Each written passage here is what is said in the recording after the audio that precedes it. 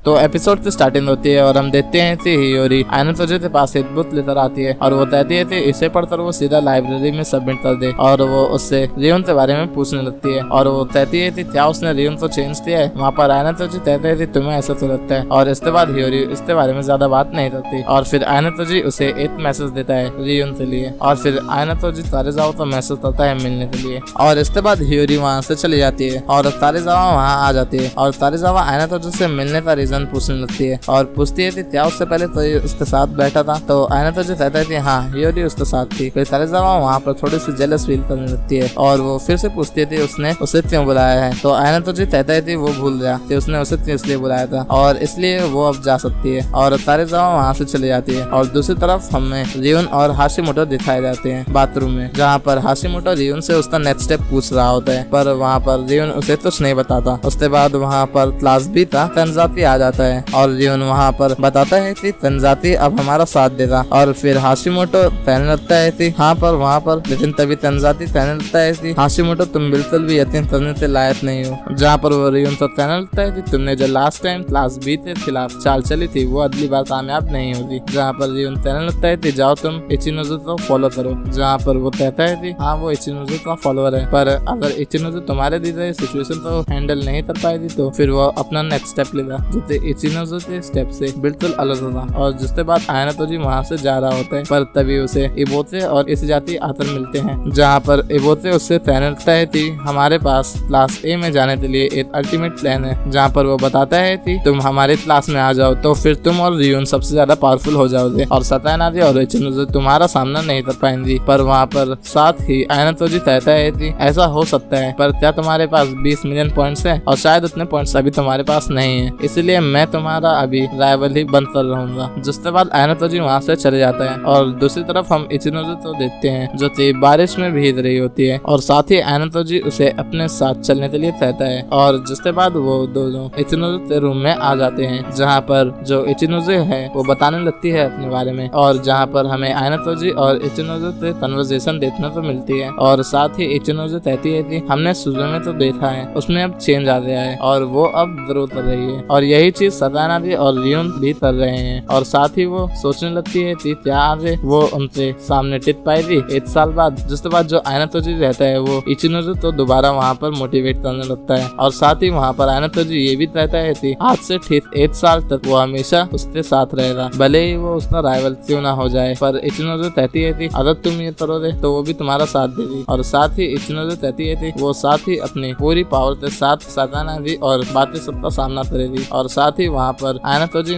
मन में सोच रहा होता है कि अगर तुम्हें आगे चलकर कोई हराएगा तो वो मैं ही हूँगा। और दूसरी तरफ हमें आयना तोजी दिखाया जाता है जिसके पास रियोन आता है और उससे कहता है कि इस मैसेज का मतलब क्या है जो कि तुमने हियोरी के जरिए मुझे भेजा है। और वहाँ पर उसने मैसेज में लिखा होता है कि तुम और अच्छा परफॉर्म कर सकते थे। जहाँ पर रियोन कहने लगता है कि तुम खुद तो सतानादी से हार चुके हो और तुम मुझे ये मैसेज कर रहे हो। पर साथ ही वो कहता है कि तो मतलब कि तुमने मुझे हराया तो सतानादी से हारना चाहते तुम्हारा एक प्लान था। और जिसके बाद आयना तोजी रियोन से पूछने लगता है कि अब तुम क्या करने वाले हो। जहाँ पर रियोन बताता है कि वो अभी अपनी हॉलीडेज तो एंजॉय करेगा और फिर वार्म अप के लिए इचिनोज़ु और सतानादी को हरा देगा। और साथ ही वो कहता है कि अगर इस स्टूल से तुम्हें कोई बाहर निकालेगा तो वो मैं ही होऊंगा। और इतना ही कहकर वो आयना तोजी के ऊपर हमला करता है पर आयना तोजी उसे आराम से डॉज कर लेता है और साथ ही कहता है कि तुम्हारे अंदर पोटेंशियल है इसलिए मैं नहीं चाहता कि तुम इस स्टूल से बाहर जाओ। और साथ ही वो चाहता है कि तुम क्लास में ग्रो करो क्योंकि क्लास बी के साथ जो तुमने हरकतें करी हैं अगर वो किसी को पता चली तो तुम्हें एक्सपेल भी किया जा सकता है और अगर ऐसा हुआ तो मैं दोबारा तुम्हारा सामना नहीं कर पाऊंगा, इसलिए मैं चाहता हूँ कि तुम मेरी एडवाइस मानो। जहाँ पर रियोन कहता है कि हाँ मैं इस बार तुम्हारी एडवाइस मान लेता हूँ पर अगली बार मैं तुम्हें हरा कर रहूंगा। और इतना कहकर रियोन वहाँ से चले जाता है और इसके बाद हम तारेजावा तो देखते हैं जो कि कैफे में अपने फ्रेंड्स के साथ बैठी होती है और साथ ही वो आयना तोजी के बारे में सोच रही होती है और वहाँ पर परेशान हो रही होती है। जिसके बाद वो वहाँ से चली जाती है और दूसरी तरफ हम चेयरमैन और आयना तोजी तो देते हैं, जहाँ पर चेयरमैन आयना तोजी से कह रहा होता है कि ये हॉलीडेज तुम्हारे लास्ट हॉलीडेज हैं, जिसके बाद तुम अपने वापस जा रहे हो अपने फादर के पास। पर वहाँ पर आयना तोजी कहता है कि मुझे ये स्कूल बहुत पसंद है, मैं यहाँ से कहीं नहीं जाने वाला। और फिर वहाँ पर चेयरमैन कहते हैं कि अगर ऐसा है तो तुम्हारे लिए बहुत मुश्किल होने वाली है, क्योंकि वो व्हाइट रूम से किसी को बुलाने वाले हैं एज अ स्टूडेंट, और अगर तुम उसे अप्रैल के एंड तक नहीं ढूंढ पाए तो मैं यहाँ से खुद ही चला जाऊंगा और वो स्टूडेंट तुम्हें इस स्कूल से बाहर निकलवाते रहेगा। जहाँ पर आयना तोजी कहता है कि हाँ मुझे आपकी बात समझ में आ रही, पर साथ ही वहाँ पर आयना तोजी कहता है कि व्हाइट रूम का सबसे स्ट्रॉन्ग बच्चा मैं ही हूँ। और यहाँ पर चेयरमैन कहता है कि तुम्हारा कॉन्फिडेंस अच्छा है, पर तभी वहाँ पर शियारी आती है, जिसके बाद चेयरमैन वहाँ से चले जाते हैं और आयना तोजी शियारी के पास आकर कहते हैं कि तुम यहाँ पर क्या कर रही हो। जहाँ पर वो पूछती है कि वो चेयरमैन के साथ क्या कर रहा था। जहाँ पर आयना तोजी कहने लगता है कि वो सिर्फ एक डिस्कशन कर रहे थे इस एरिया के बारे में। जहाँ पर शियारी आयना तोजी से कहने लगती है कि तुमने जो मुझे लास्ट टाइम 10th क्वेश्चन का आंसर बताया था वो बिल्कुल सही था। और साथ ही वो आयना तोजी से कह रही होती है कि जब हिनाता वापस आया था तो